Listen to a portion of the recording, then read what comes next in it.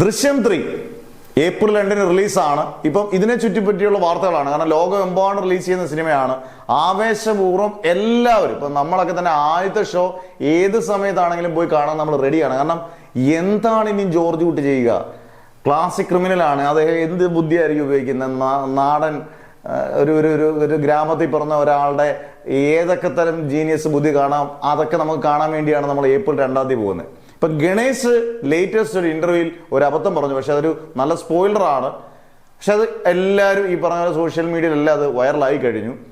അവർ ചോദിച്ചത് ദൃശ്യം 3യിൽ എങ്ങനെയൊക്കെ ഉണ്ട് അനുഭവങ്ങൾ എന്നൊക്കെ ചോദിച്ചപ്പോൾ അദ്ദേഹം പറഞ്ഞു ദൃശ്യം 3 നല്ലതാണ്, അതൊന്നും പുറത്ത് പറയാൻ പറ്റത്തില്ല എന്ന് പറയുന്നതിന്റെ കൂട്ടത്തിൽ അദ്ദേഹം പറഞ്ഞു ദൃശ്യം 4 ഉണ്ടല്ലോ, പിന്നെ കുഴപ്പമില്ലല്ലോ എന്ന് പറഞ്ഞു. എന്നിട്ട് ദൃശ്യം 4 ഉണ്ട് എന്ന് പറഞ്ഞ സ്ഥിതിക്ക് ജോർജ് കുട്ടി ദൃശ്യം 3യിൽ പിടികൊടുക്കത്തില്ല എന്നുള്ളത് ഉറപ്പാണ്, 100% ഉറപ്പാണ്. കാരണം അങ്ങനെയുള്ള സാധ്യത ഗണേശന്റെ വായിൽ നിന്ന് അബദ്ധവശാൽ വന്നതാണ്. ഗണേശൻ അത് തിരുത്താൻ നോക്കിയെങ്കിലും പക്ഷെ അത് കൈവിട്ടു പോയി. അതായത് ജോർജ് കുട്ടിയെ പിടിക്കാൻ എന്തായാലും സാധിക്കത്തില്ല. അന്നേരം അത് ഇത് സ്പോയിലർ ആണെങ്കിൽ പോലും ആൾക്കാർ കാണുന്നത് എങ്ങനെയാണ് ജോർജ് കുട്ടി ആ തലമണ്ട ഉപയോഗിച്ച്, ജോർജ് കുട്ടിയുടെ ക്ലാസിക് ക്രിമിനൽ ബുദ്ധി ഉപയോഗിച്ച് എങ്ങനെ രക്ഷപ്പെടുന്നത് കാണാൻ വേണ്ടി തന്നെ ആൾക്കാർ ഇടിച്ചു കയറി കാണുന്നുള്ള ഉറപ്പാണ്. എന്തായാലും ദൃശ്യം 4 വെയിറ്റിംഗ് ആണ്.